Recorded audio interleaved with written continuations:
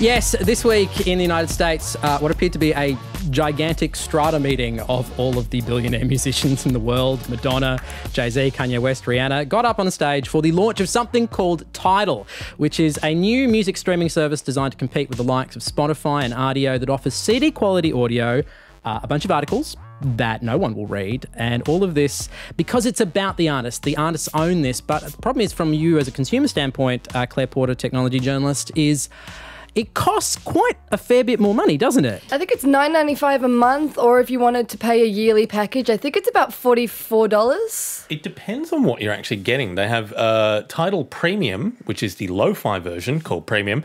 That's $12 Aussie a month, or you can go the $24 a month for the proper Tidal Hi-Fi. So that's the one I signed up for and or regretted. $24 a month. You're actually paying that. It's a tax deduction. Oh, okay. Let's be honest. Look, okay, so give me the backstory, Claire, here, because it was bought but for $56 million by Jay-Z, with money I assume that he had lying in the back of the Jay-Z couch. What was the plan from his point of view? He wanted to create an artist-owned music service that delivered beautiful quality audio, which they had intellectual property rights over, that could compete with the likes of iTunes and Spotify, but that could provide a level of sound quality that doesn't compete with anything else on the market. Let's talk about the audio quality, because the majority of pop music these days has actually been mixed really with radio, Spotify and Rdio in mind. It's very, very compressed. Ironically, a lot of the musicians that were actually on the stage there have been in the business of making incredibly compressed music for a long period of time because it does work on those services. So what did they gain from shifting you out into audio quality that gives you a much more richer environment? I don't think the kind of people who are subscribing to a streaming service actually sit around going, oof, this audio quality is just terrible. And when you're blasting it out of the front-facing speakers on your HTC Mate in the middle of a train, are you that worried about whether it's FLAC or MP3? Man, you take the train with some really unpleasant people. I live in Sydney. We all take the train with some really unpleasant people. My first observation with this is that as a service, it does not work on mobile at all, because if you do want the really, really premium option, it takes so long to load the audio on 3G or 4G that it is such a wildly unpleasant user experience. So in that instance, who is it for? Well, I mean, it's got to be for the home audio file, if it's not for people on the go.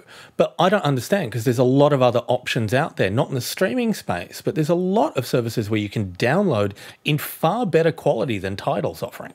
What does the standard consumer gain? Not that much. I think that Jay-Z and the other investors in Tidal have really confused two things. One is the intellectual property belonging to artists. The other is sound quality. The two have almost nothing to do with each other. But it does seem as though the only way they could create a service that gave them more control over their content, whether that's music or articles no one's going to read, the sound quality is the thing that's enabling the success of this service. And I don't think the value proposition in this market is really on par. Is the audio quality perceptible to you, Nic? No. Not to me, but I'm not much of an audiophile. I'm entirely the wrong person. Like, for me, music is background. I don't sit down and just go, I need to listen to some music right now. For maybe someone who really does care about that, it could be more noticeable. But I would just, sort of, Tidal's offering 44.1 kilohertz 16-bit music. Neil Young's Pono offers, 24-bit at 192 kilohertz, which is like audio master level. So that's, if you really care about your music, you're going to be wanting that. And that's not streaming, in fairness. That is a downloadable format. But doesn't that require all of the different artists to sign up to his platform? No, it requires there to be a master available that they can repurpose the music from. And how many different artists actually provide that these days? Quite a few at the moment, but it was all sort of all around the launch of his Pono player, but the Pono music has been around for a little while because it doesn't need a specialised player. I just love all of the boasting around its CD quality audio. I remember a time when CDs came out where audiophiles were saying CDs ruin the quality of the sound, and that if we should be aspiring to anything, it's record quality, not CD. Like, that's the least inspiring sales proposition ever. It's as good as a CD. Great, I'll go and buy one then. What would have been the best sell for this? Now that we've kind of worked out that it is really a product for audiophiles only, what would have been the best sell for you guys? Interesting. I would have said a higher audio quality. And I would have said the option to download as well. I don't know if streaming's the right format for it. We're talking about fairly large files as well. I mean, if you really want to be listening to this on streaming while out and about, what's that going to do to your mobile data?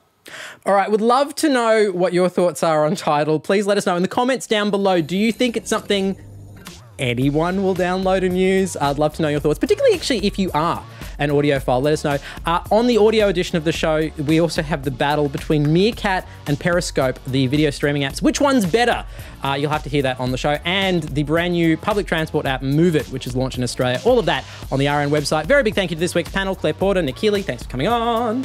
Thanks for having us. And thank you for watching and subscribing, which I assume you've already done because there's been a button somewhere around me saying subscribe.